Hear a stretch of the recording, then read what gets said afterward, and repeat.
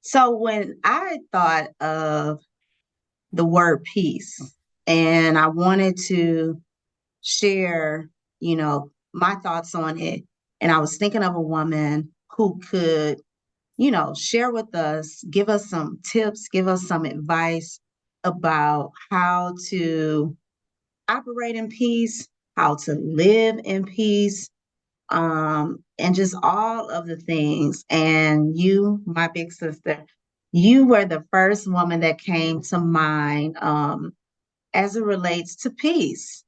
And we know, for those people who don't know, but you do have a ministry, you have a business and calling where it's called Serenity. Yes. Um, and like that is your main focus. And so I thought it would be just great for you to kind of share your thoughts and give us just like a pathway for how we can navigate life and maintain our peace, particularly for individuals who have experienced grief, Mhm. major transitions in their lives. And so, yeah, you got the answer. I know you got the answer. Well, first of all, little sis, thank you for having me. I'm honored that you would pull me in for this moment.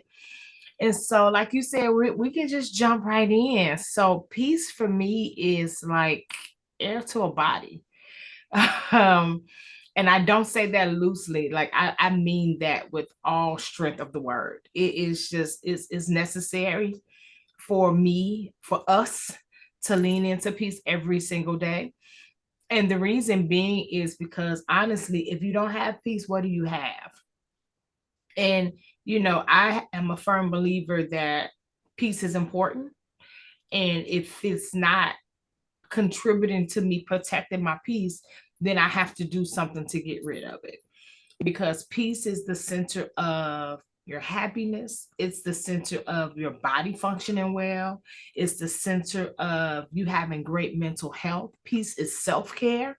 So, who doesn't want all those things, right? Who doesn't want to be happy, to be well, to be whole, to be mentally stable, to have good self care? And so, peace for me, like I said, it's like air to a body. It is very necessary for me to function every single day. So when I think of the word peace, I think about boundaries. Mm, And I know it's a cliche. You will see it on all social media outlets. Everybody is, setting boundaries. But are you really? You know, yeah, because when I think about boundaries, it there is no stopping point. Boundaries can be whether it's a friend, whether it's a family member, whether it's a boss, a teacher. hmm, You got to be able to set those boundaries for what it looks like for you. Because I can take what you said and say, okay, Crystal has set these boundaries. I'm gonna use exactly what she did to set my boundaries.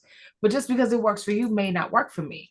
right, indeed, yeah, So I got to make sure that I understand those boundaries and what those that looks like. So what does that look like for me? That looks like if it doesn't feel good, then I gotta move around. If it causes me to have a mental breakdown, then I gotta do something different. And so peace in the definition of the word, and this is one of the definitions that I use, is it is not the absence of chaos, because chaos is going to come. We're gonna have troubles, we're gonna have struggles, we're gonna have issues, right? It's how you respond to it when it comes. yeah, yeah, So that's really in all essence of the word, that's really what it is. How are you responding to life? Because yeah. life be life. Life be life, and you know what? As women, we definitely need help in that area of how we respond, because sometimes we can let our emotions Oh get the yeah. best of us, and I don't think we need to turn our emotions down because Mm, that's who we are. right. So let's not shy away from that, but we do need to know how to manage them, especially as you stated, in times where it can be chaotic.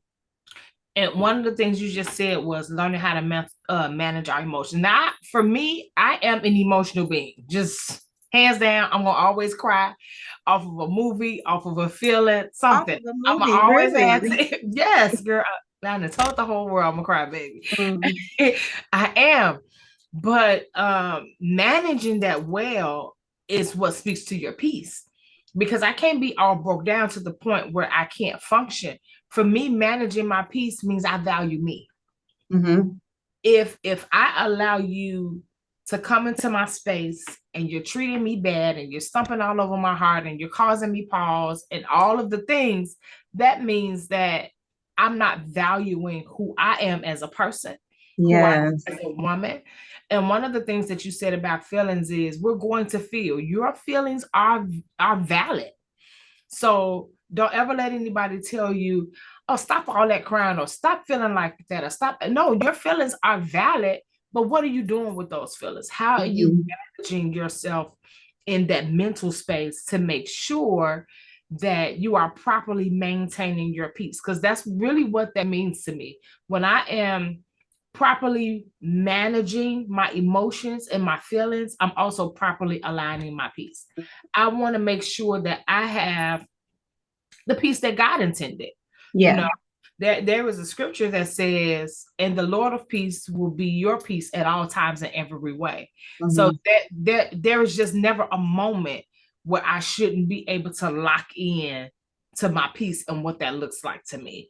And so managing that well is important. You got to know, and I use this all the time. Sometimes, people will present things to you, and if you got a full plate, us as women, and I know me, I used to have a habit of just saying yes to everything Okay.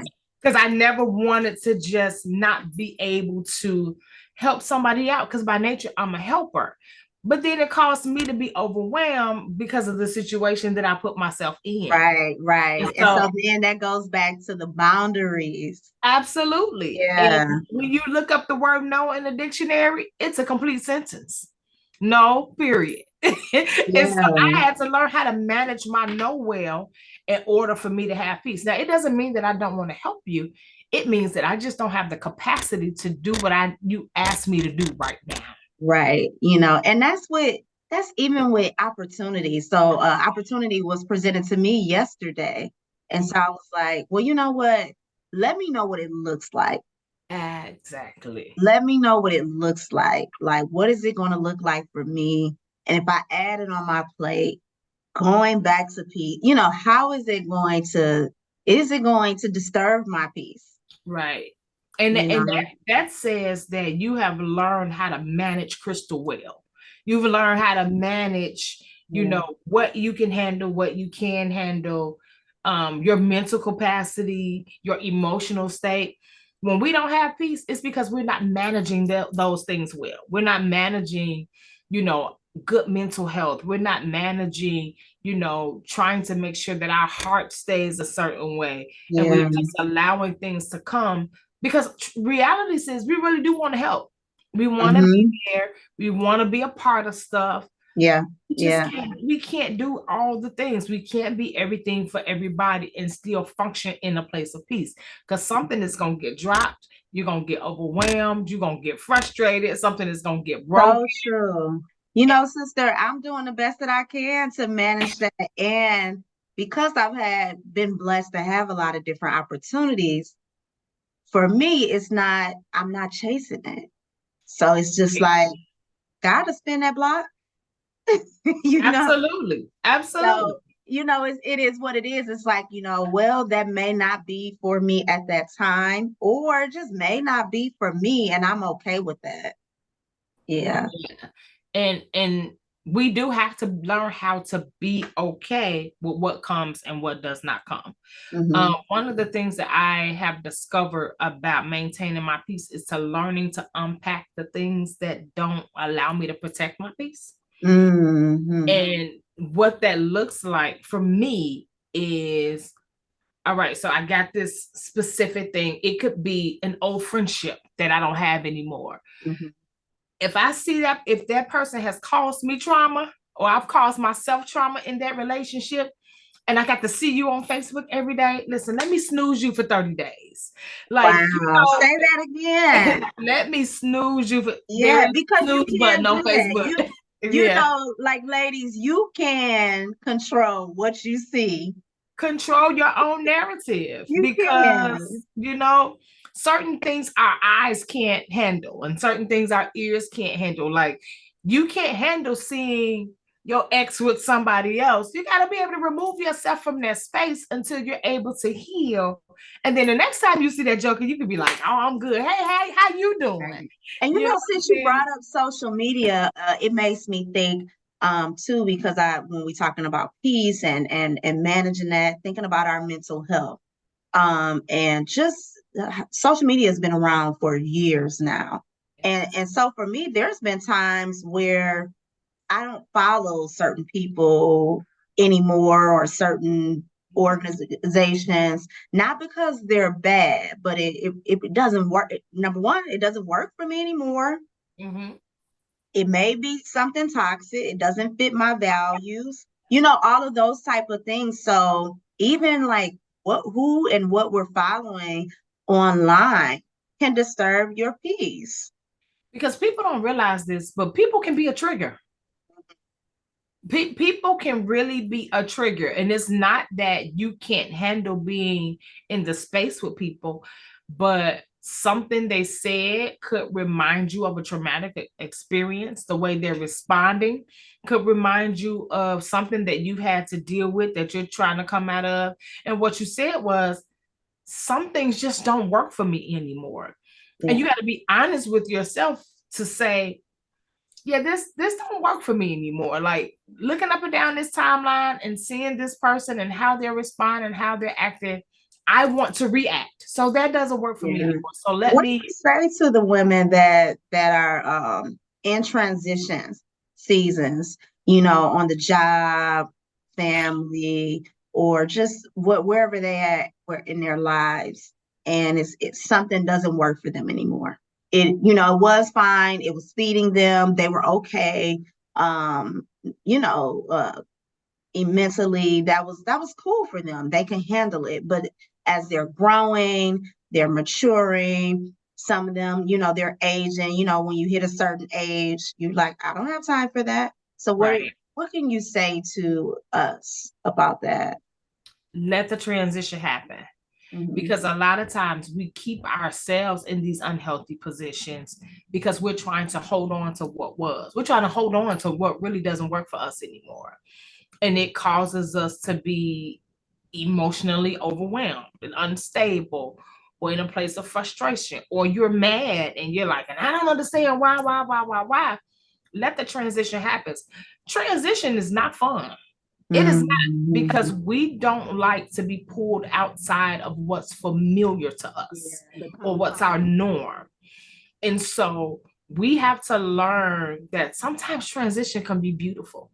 It reminds me, and I just had an event, and my speaker, she talked about the transition from a caterpillar to a butterfly.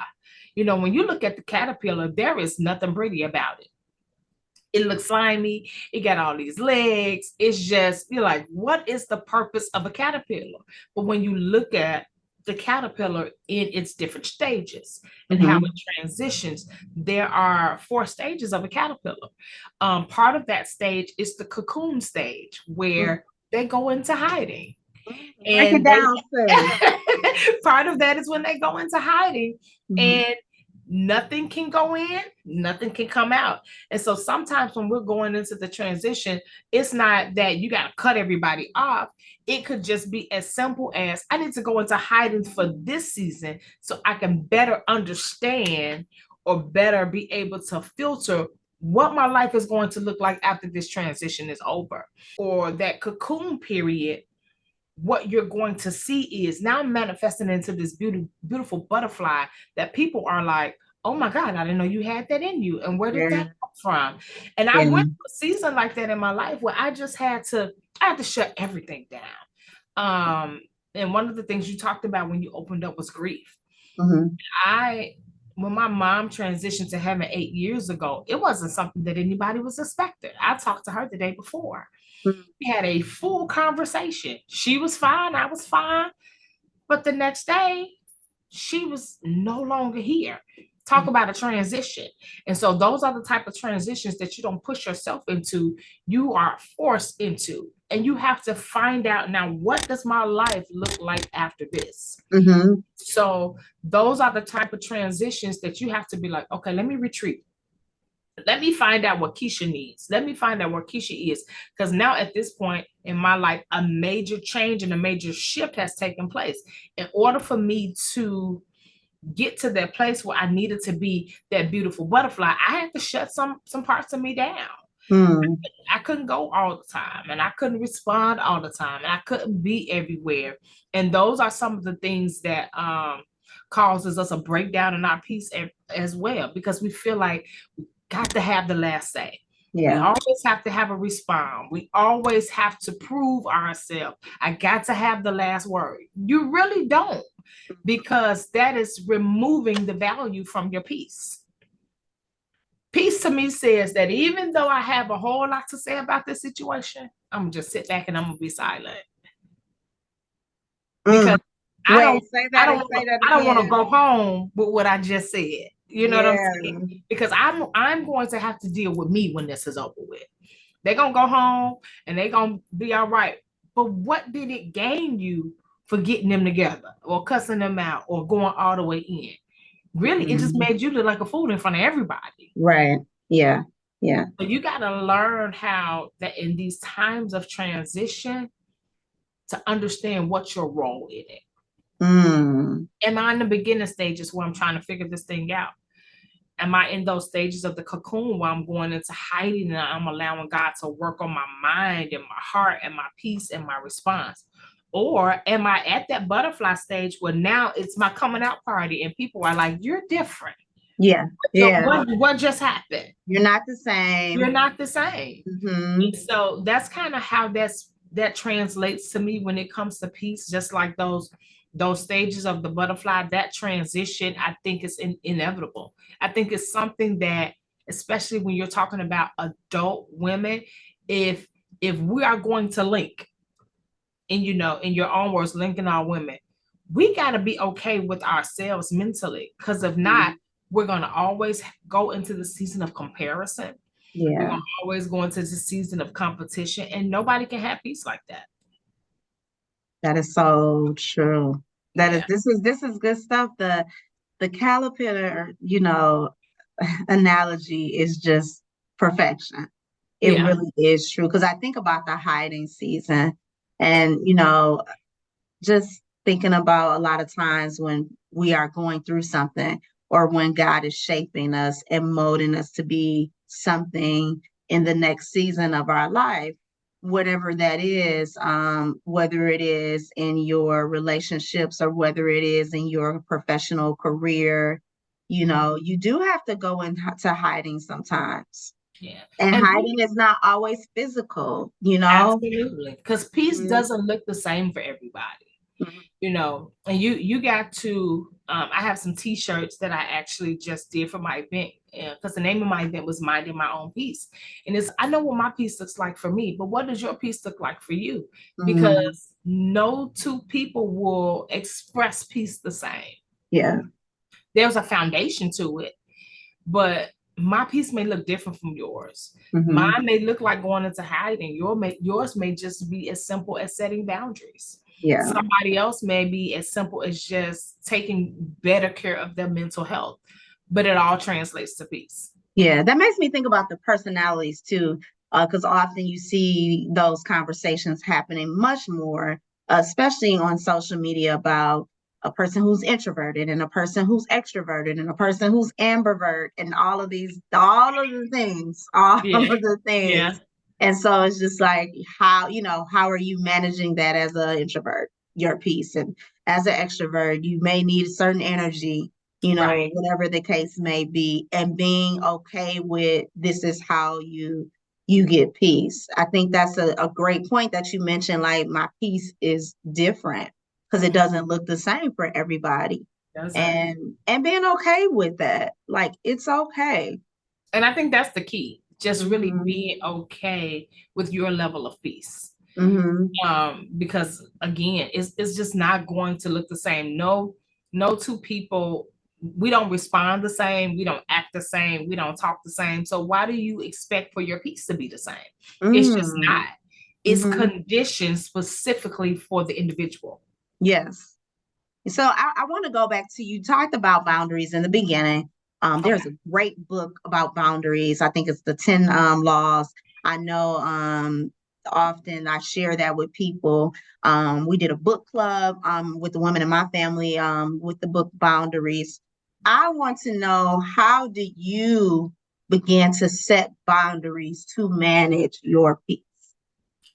Um, you first start by saying what you will and you will not accept. But that starts with knowing who you are first. There is no way you can set a boundary if you don't know you. You gotta really spend some time with yourself to say, why do I respond the way I respond? Mm-hmm. Why do I act the way I act? Why do I accept the things that I accept? Once you take that time and you sit with those things and you sit with those with yourself, you can better set boundaries. Like for me, I have this thing with boundaries where if, say for instance, somebody asked me to do something, if I know I have 10 things on my plate and I am at capacity, my boundary says, Keisha, you can't, don't accept something else. It's not that I can't do it, but I refuse to wear myself out where I don't have any strength and energy left for the day. And so some things can't go on this to-do list. Some things I got to put on tomorrow's do list. So I got to set boundaries even for me, because I'll try to Mm-hmm. like do everything in one sitting. It's like, okay, I Mm-hmm. got to do this. I got to go see this person. I got to do that. And it's like, no, you know, you don't have to do that. Thank God for the calendars. Like, Yes. yeah, because for me, if I didn't get to it that day and it wasn't a urgency or necessity, then it's just going on the next day. You know, Yeah, God willing, thank you that He give us another day, but it's just going on the absolutely. next day. Yeah. Another part of setting boundaries is understanding that another person's emergency is not mine. Mm. It may be an emergency for you. And I tell my kids this, if it's not a flood or a fire, it is not an emergency. It can wait. Just calm down, hold on.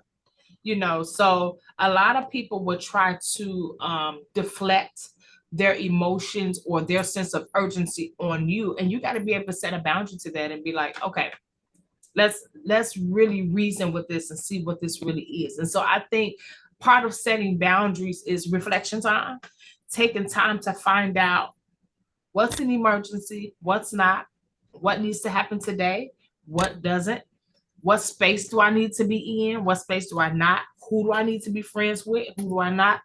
And I say this very, very strongly. I even set boundaries with my family, because sometimes your family will put these expectations on you because you are a cousin or a sister or you've always come through, that you always got to come through. Not today. Not today. So, so sister, did you used to just be the come through queen? I did.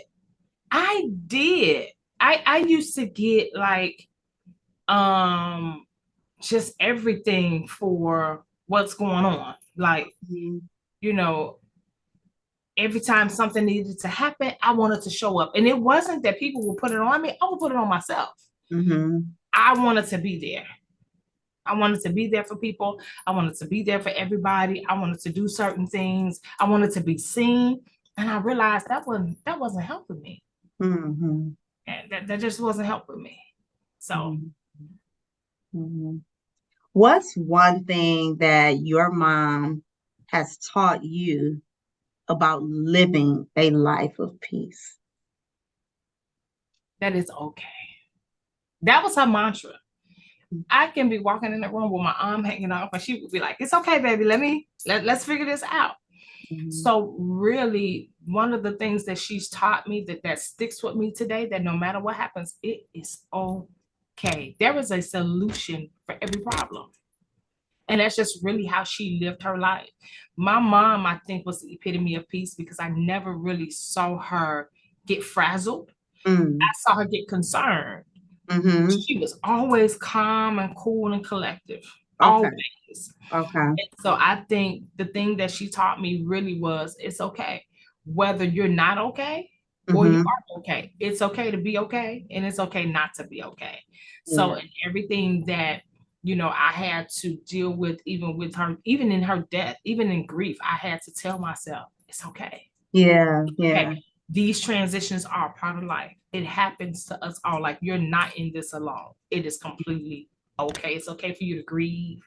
It's okay for you to cry. It's okay for you to go through. But all in all, it's It's okay. okay.